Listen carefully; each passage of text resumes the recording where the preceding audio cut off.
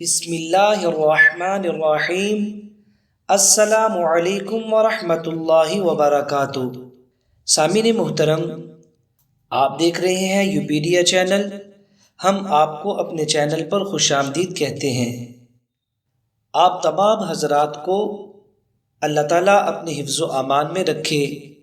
اور بہترین جزائے خیر عطا فرمائے۔ سامعین محترم، رسول پاک صلی اللہ علیہ وسلم فتح مکہ کے بعد ایک دن مکہ معظمہ تشریف لائے اور مکہ معظمہ کی ایک کافرہ عورت کے مکان کی دیوار سے آپ تکیہ لگا کر اپنے کسی غلام سے گفتگو فرما رہے تھے۔ اس مکان والی کافرہ کو جب پتہ چلا کہ محمد صلی اللہ علیہ وسلم میرے مکان کی دیوار سے تکیہ لگائے کھڑے ہیں تو بغض و عداوت سے اس نے اپنے مکان کی سب کھڑکیاں بند کر ڈالی تاکہ حضور صلی اللہ علیہ وسلم کی آواز نہ سن پائے۔ اسی وقت جبریل امین حاضر ہوئے اور عرض کیا، یا رسول اللہ، یا نبی اللہ، خدا فرماتا ہے کہ اگرچہ یہ عورت کافرہ ہے مگر آپ کی شان بڑی عرفہ اور بڑی بلند ہے۔ چونکہ اس کافرہ کے مکان کی دیوار کے ساتھ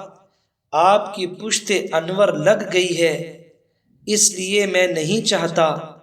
کہ یہ مکان والی اب جہنم میں جلے۔ اس عورت نے تو اپنے مکان کی کھڑکیوں کو بند کیا مگر میں اللہ نے اس کے دل کی کھڑکی کو کھول دیا ہے،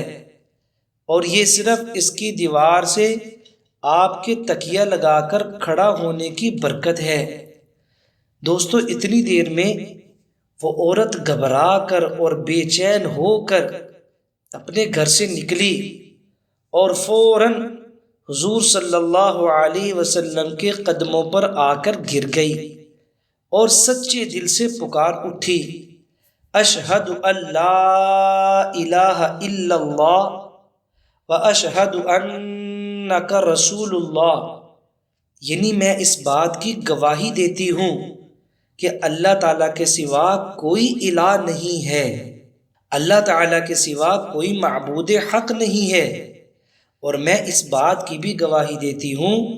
کہ آپ اللہ کے سچے رسول ہیں۔ سامعین محترم، جس مکان کی دیوار کے ساتھ میرے اور آپ کے پیارے نبی حضرت محمد صلی اللہ علیہ وسلم کی پشت لگ جائے، آپ کی کمر لگ جائے،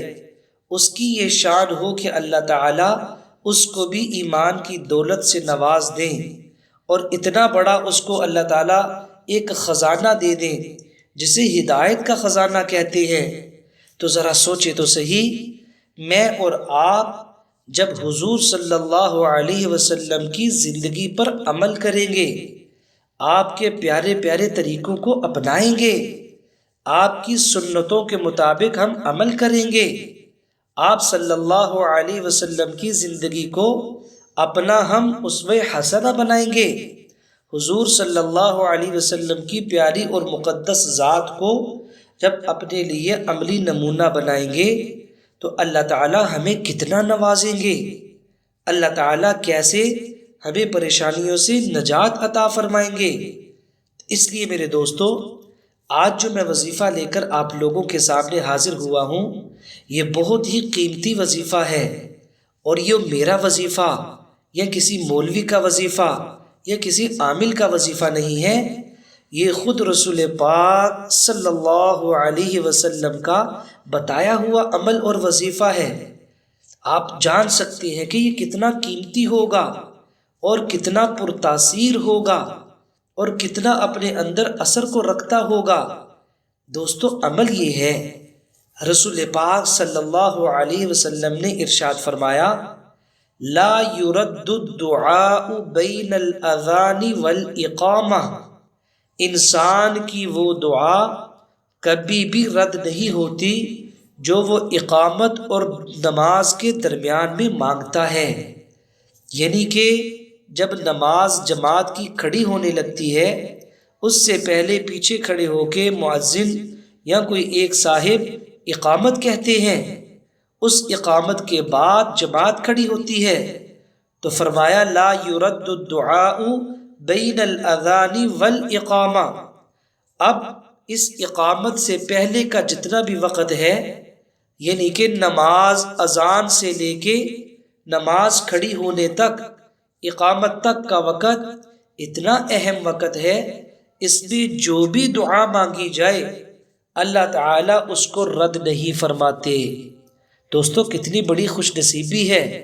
اور کتنا بڑا عمل رسول پاک صلی اللہ علیہ وسلم نے ہمیں بتا دیا۔ اگر ہمیں پیسوں کی ضرورت ہے، ہمیں مال کی حاجت ہے، ہمیں عزت چاہیے، ہمیں اگر صحت چاہیے، ہمیں اچھا گھر چاہیے، ہمیں اپنی گاڑی چاہیے، ہمیں کچھ بھی چاہیے، ہم مسجد میں پہنچیں اور اذان کے فوراً بعد مسجد میں پہنچیں، اقامت ہونے سے پہلے پہلے بیٹھ کر اللہ کے حضور اپنی عاجزی انکساری کو دکھاتے ہوئے اللہ تعالیٰ سے دعا کریں۔ تو دوستو اس دورانیے میں جو بھی دعا مانگی جائے گی اللہ تعالیٰ اس کو ضرور قبول کرتے ہیں، اس کو رد نہیں کیا جاتا۔ اب میری سننے والی تمام مائیں اور بہنیں جو یہ سوچ رہی ہوں گی کہ ہم تو مسجد میں نہیں جاتی نماز کے لیے، تو ہم یہ رسول پاک صلی اللہ علیہ وسلم کا پاکیزہ بتایا ہوا وظیفہ کیسے کریں؟ تو آپ یہ سن لیجئے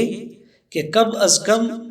ہر نماز میں 15 منٹ کا وقفہ ہوتا ہے، یعنی کہ جب آپ گھروں میں اذان سنتی ہیں، اذان سے لے کے جماعت کھڑی ہونے تک کم از کم ہر مسجد میں 15 منٹ کا گیپ ہوتا ہے، سوائے مغرب کی اذان کے، کہ مغرب کی اذان کے فوراً بعد 2-4 منٹ کے بعد جماعت کھڑی ہو جاتی ہے۔ آپ اس وظیفے کو اس طریقے سے کر سکتی ہے کہ جیسے ہی اپنے گھر کے اندر اذان سنی، آپ فوراً اپنے گھر کے کام چھوڑ دیں اور وضو کریں اور مصلی پہ بیٹھ جائیں، اللہ سے مانگنا شروع کر دیں، تو انشاءاللہ اس دورانیے میں آپ جو بھی دعا مانگیں گی اللہ تعالیٰ اس کو ضرور قبول کریں گے۔ اور مغرب کی اذان کے فوراً بعد آپ بیٹھ جائیں اور 2-4 منٹ 5 منٹ لگا کے آپ اپنی نماز پڑھنے سے پہلے پہلے دعا مانگ لیں۔ اس طریقے سے آپ بھی اس وظیفے پر عمل کر سکتی ہیں۔ دوستو اس وظیفے کو جتنی دفعہ آپ کریں گے اتنی ترقی اور اتنا ہی مال اللہ تعالیٰ آپ کو عطا فرمائیں گے، کیونکہ یہ اللہ کے حبیب صلی اللہ علیہ وسلم کا بتایا ہوا عمل اور بتایا ہوا وظیفہ ہے۔ آج ہر انسان کی خواہش ہے کہ جو دعا وہ اللہ تعالیٰ سے کرتا ہے وہ فوراً قبول ہو جائے اور اس کی دعا کبھی بھی رد نہ ہو۔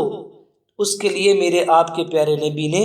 یہ وظیفہ عمل ہمیں بتا دیا ہے۔ اللہ تعالیٰ ہمیں اس پہ عمل کی توفیق عطا فرمائے۔ آپ سے درخواست ہے اگر آپ کو یہ ویڈیو اچھی لگی ہے آپ اس کو لائک بھی کر دیں اور آگے شیئر بھی کر دیں۔ السلام علیکم ورحمۃ اللہ وبرکاتہ۔